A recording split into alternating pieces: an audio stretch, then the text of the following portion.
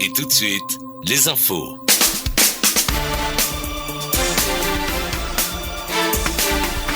Samedi 1er février 2025, nous sommes ravis de vous savoir sur les ondes de la radio Garkwa. Tout de suite, le journal, c'est dans une présentation de Ryan Ibrahim Kada. Au sommaire de cette édition, afin de détecter les jeunes talents et améliorer le niveau des élèves du primaire, un concours d'orthographe est organisé par l'Action pour une éducation d'excellence. Les avis sont partagés sur s'il faut donner l'argent de poche aux enfants ou non. Dans ce journal, le reportage de Moustapha Menassara. Les étudiants de la faculté des lettres et sciences humaines de l'université Abdou Moumouni ont rendu hommage à Boubou Hama, écrivain et cinéaste nigérien.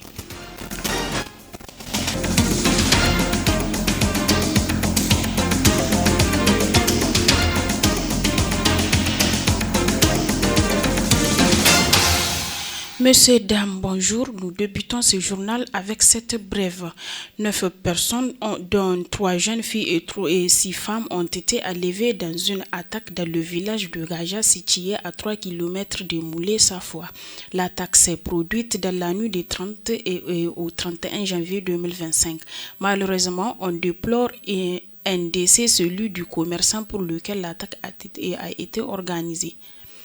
Cela dit, l'Action pour une éducation d'excellence organise depuis ce matin la 2e édition du concours d'orthographe Appelle-moi et de poésie pour les élèves du primaire de la ville de Maradi. Pour l'organisatrice du concours, Madame Mouré Ramatou Adamou, c'est pour amener les élèves, les enseignants à se surpasser, car sans une maîtrise du français, l'élève ne peut pas progresser. Pour redresser le code nigérien, il faut initier des activités qui pourront amener les enseignants, les parents d'élèves et les élèves à se retrouver aux études, vers les études. La vision du président de la République, c'est la revalorisation de la profession enseignante. Parce que s'il n'y a pas de bons enseignants, il n'y aura pas de bons élèves. Alors, nous, notre objectif, c'est d'amener et les enseignants, les parents d'élèves et les élèves sur la même vision de la vie éducative. L'ampleur que ça prend, c'est visible.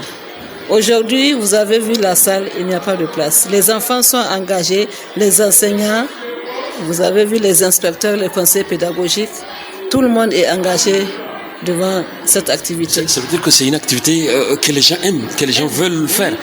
C'est une activité qui est beaucoup appréciée dans le cadre éducatif. Parce que c'est un test. Chaque enseignant veut montrer que l'enfant qu'il a encadré est arrivé. Vous avez vu comment la motivation de la salle. Et nous, notre objectif, c'est de faire des enfants excellents. À travers ce concours, tout le monde va travailler. Tout le cadre éducatif va travailler.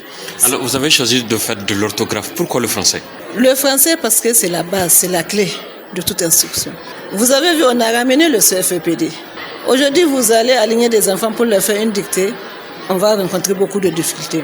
Et tant que l'enfant ne comprend pas le français, ce qu'il écrit, ce qu'il dit, il ne pourra pas traiter les exercices. Comme de maths, de sciences, ça compte, c'est le français. Il faut connaître d'abord le français, le sens, pour résoudre un problème. Voilà. Même pour faire de la science, il faut partir par la base, dans la langue où l'exercice est écrit. Il faut comprendre ce qu'on te demande. Si tu ne comprends pas le français, tu ne peux pas comprendre ce qu'on te demande. Même en maths, on pense que si on ne connaît pas même en maths, si tu n'arrives pas à comprendre la question qu'on t'a posée, tu ne pourras pas résoudre l'exercice. Comment vous avez trouvé les jeunes, le niveau de ces enfants déjà ? Ici, le niveau est bon. Entre les enfants qu'on a eu à tester jusqu'à là, il n'y a eu que 2 échecs. Le petit problème qu'on a trouvé, le souci qu'on a rencontré, c'est en phonétique, où les enfants confondent B et V. Ils disent bonjour au lieu de bonjour, ou bien profession au lieu de profession. Et c'est un problème phonétique et qui fait partie de nos objectifs. Insister sur le phonétique, oui, la prononciation. Parce qu'il faut comprendre pour lire. Il faut comprendre pour résoudre. Ça fait partie de nos soucis, la correction en phonétique, la prononciation, la reconnaissance des sons, des sens des différents mots. Pour les encadreurs, c'est une très belle initiative et cela leur permettra de mieux aider les élèves. Augustin Seyounou est encadreur à l'école Mission. Suivez sa réaction. En tout cas, ce concours, c'est une très bonne initiative, vu que les élèves déjà, à entendre parler de concours, ils sont déjà motivés à venir montrer leur talent, ce qui pousse certains même à faire des lectures qu'ils ne faisaient pas. Donc vraiment, je pense que c'est une bonne chose. Comment vous avez aussi apprécié l'organisation, les questions qui ont été posées aux élèves? Oui, je pense que ça peut aller et ça va permettre aux enfants aussi de cultiver, de beaucoup lire surtout, puisque les questions sont tirées, la plupart des questions sont des questions de livres de lecture, sciences et autres. Donc ça va pousser les enfants à beaucoup plus lire davantage. C'est vrai, ce qui a été décrié, surtout chez beaucoup d'enfants, c'est bien sûr de ne pas maîtriser le français. Et cela va amener encadreurs et élèves à se remettre en question et de mieux travailler. Oui, effectivement, puisqu'il y a aussi des problèmes d'accent et autres, donc ça va permettre à nous, encadreurs et élèves, de bien maîtriser l'alphabet surtout, pour que les E, les E, les B et les V qui se disent, qu'on essaie de corriger ces imperfections. Vraiment, c'est une très bonne initiative. Vraiment, je vous remercie ceux qui ont initié ça et que le concours proprement dit commence le samedi et on voit ce que ça va donner. On a organisé ça pour aider la population de Maradi. Et bonne chance pour les encadreurs et bon courage pour les élèves. 19 femmes entrepreneurs de Maradi réunies dans le groupement Solidarité entrepreneuriale féminine organisent depuis ce matin une vente privée des produits locaux. Pour l'administratrice du groupe, Madame Akab Brahina Amadou, c'est pour proposer des produits sains aux consommateurs à cette ville du Maradi. On a organisé ça pour aider la population de Maradi de préparer le Ramadan avec des produits uniques et variés transformés localement ici à Maradi, qui sont des produits sains et de très bonne qualité. Alors, quels sont les produits que vous exposez aujourd'hui ou bien que vous mettiez en vente pour les consommateurs? Aujourd'hui, nous mettons en vente des produits agroalimentaires, articles de maison, il y a mode et accessoires, décoration et bien-être, il y a aussi des ustensiles de cuisine. Qui organise cette activité? Cette activité est organisée par CEF, Solidarité entrepreneuriale féminine, et avec l'apport aussi et aide des autorités et des sponsors qui nous ont épaulés. Pourquoi vous avez décidé de vous créer en solidarité féminine? On a décidé de créer cette solidarité entre nous pour nous soutenir mutuellement, et la solidarité entre femmes, elle est le pilier de notre succès. Donc vous avez compris que pour aller loin, il faut que vous vous unissiez, il faut que vous soyez ensemble. Oui, il faut qu'on s'unisse, le main dans le main, et pour aller de l'avant, et surtout avec l'esprit de notre slogan national, Zantiankasa Nilab Sanuno. Pourtant, on dit deux fois entre les femmes entrepreneurs, il y a trop de jalousie, vous vous aimez pas trop, c'est pas ça. Ici au CFDN, c'est pas ça. Maradi Solidarité entrepreneuriale féminine, il y a pas ça entre nous, c'est pour éviter tous ces genres de choses qu'on a que j'ai pensé à créer ces groupes avec le soutien des autres camarades. L'argent de poche, cette petite somme d'argent que les parents donnent régulièrement à leurs enfants, est au cœur de nombreux débats. Est-ce un moyen efficace pour enseigner la gestion financière ou un risque d'encourager la consommation précoce? Les avis sont partagés. Moussafa Menassara explore les opinions des parents et des enfants. Suivez son reportage. Pour beaucoup de parents, donner de l'argent de poche est un outil pédagogique. Hadiza, une mère de 2 adolescents, explique. Grâce à leur argent de poche, mes enfants ont appris à épargner pour des choses qu'ils désirent vraiment.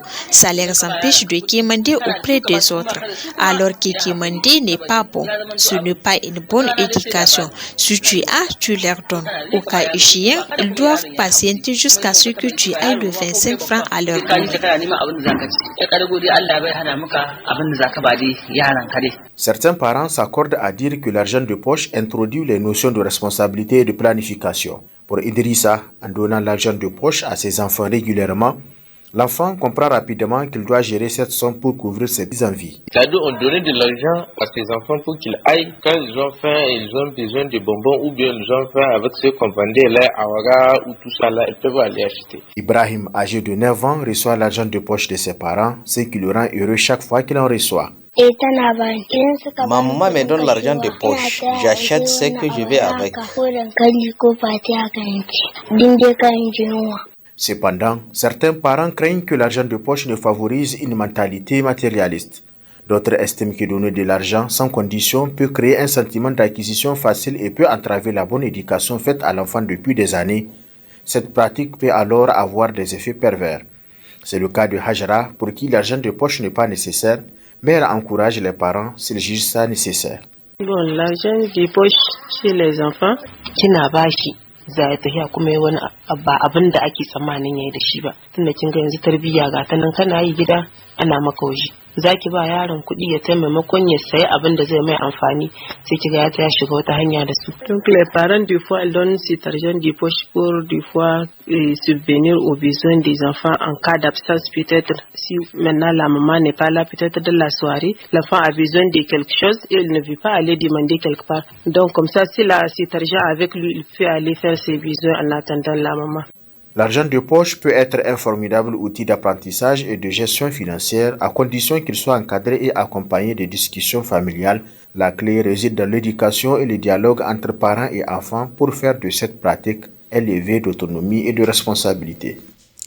Dans l'actualité de ce midi, nous allons à la découverte de Boubou Hama, homme politique et écrivain nigérien.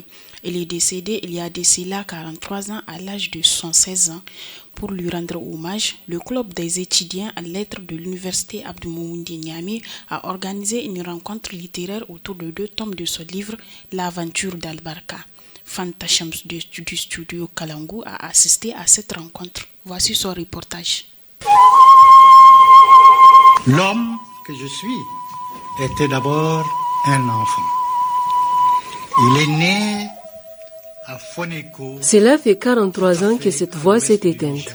Celle de Boubou Hama, une figure emblématique du Niger. C'était le premier instituteur nigérien et il a laissé autant d'empreintes dans l'histoire littéraire que politique au Niger. Professeur Abdoulaziz Issa Douda, directeur du laboratoire d'études littéraires de l'université Abdoumouni de Niamey, parle de cet héritage. C'est un héritage très lourd à porter pour la jeunesse. Il a voulu rendre à la jeunesse africaine l'envie de se battre en déconstruction au principe de la table rase. Boubou Hama, en tant qu'écrivain, à lui seul symbolise toute la littérature nigérienne, voire la littérature africaine. On essaie de déterminer combien d'œuvres il a écrit. Ce qu'on sait, ça tourne autour de 90, et sans doute ce qu'on ne sait pas tourne autour de 90 aussi. En hommage à son héritage, le club des étudiants à lettres, arts et communication de l'université Abdoumouni de Niamey a organisé une rencontre littéraire selon Mohamed Noureddine, coordinateur principal du club.